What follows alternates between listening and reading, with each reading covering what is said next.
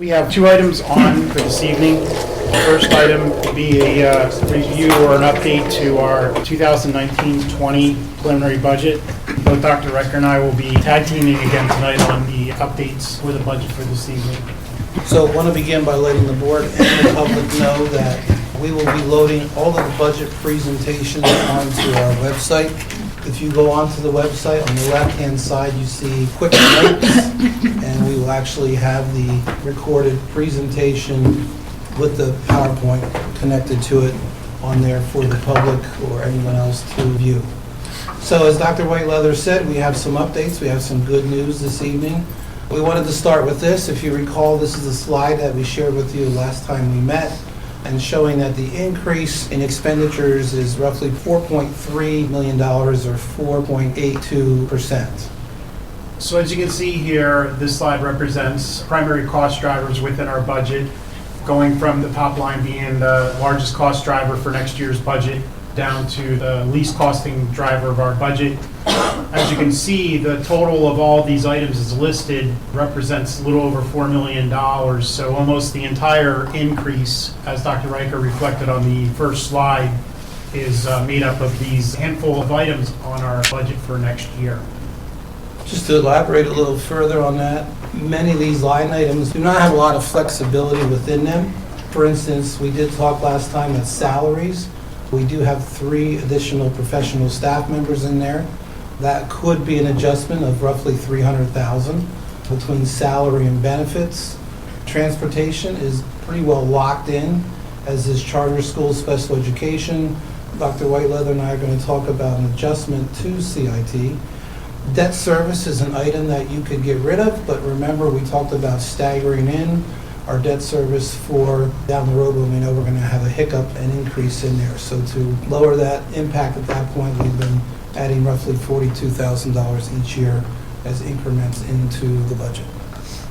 So as Dr. Whiteleather said, when you look at this, the overall budget increase as of this evening was $4.3 million. The major expenditures is a little over $4 million, leaving roughly $204,000 to actually look at and work with. And within that $204,000, there are also many other items that are really fixed as a cost to the district. So for this evening, we wanted to update the board and the community as to some of the items that have been adjusted since you approved the preliminary budget back in early part of February. The first item is a revised CIT contribution. Based on a revision to CIT's budget, the sending school districts had a recalculation of the contribution. For us, that represented a decrease from their original estimate of a little over $56,000. The second and third item are reflective each year. We receive our teachers who have earned educational credits and move them up columns within the salary schedule.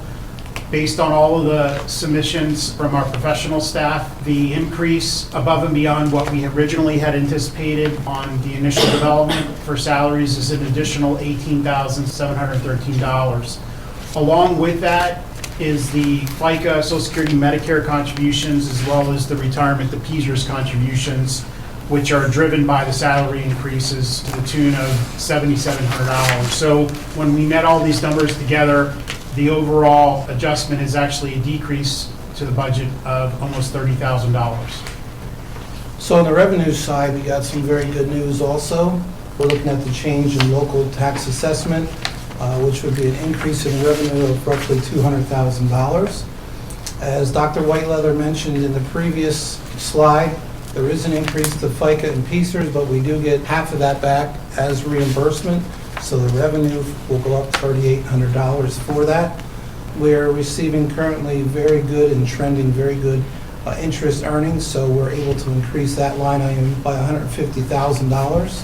The district has experienced great returns when it comes to interim tax and transfer tax, and you can see respectively $50,000 and $26,000 increases there. And at the same time, we're going to be able to reduce our debt reimbursement. That is actually money that we're getting back from the state, additional dollars that we're getting back to the state to the tune of roughly $52,000.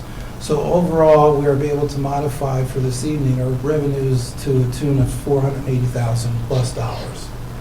So if we look at where we were at as of the preliminary budget adoption back on February 5th, you can see we are at $93.1 million for both revenues and expenditures, obviously reflecting neither a surplus or a deficit. However, it did require a tax increase of 4.62% to balance revenues to the expenditures. And as you can see, our Act 1 base index for next year is 2.3%. So roughly, we would have to have a tax increase double what the Act 1 index would provide us. If we were only to do the Act 1 index tax increase at the preliminary stage back on February 5th, we would still have a $1.3 million deficit within our budget. This evening, as Dr. Riker had indicated earlier, with the updates as well as additional revenues and decrease in expenditures, we have been able to reduce our total expenditures to $93.1 million. Obviously, the $20-some thousand reduction overall, driven primarily by the CIT contribution. However, the revenues have taken a dramatic turn for us on the upside, as we previously had presented.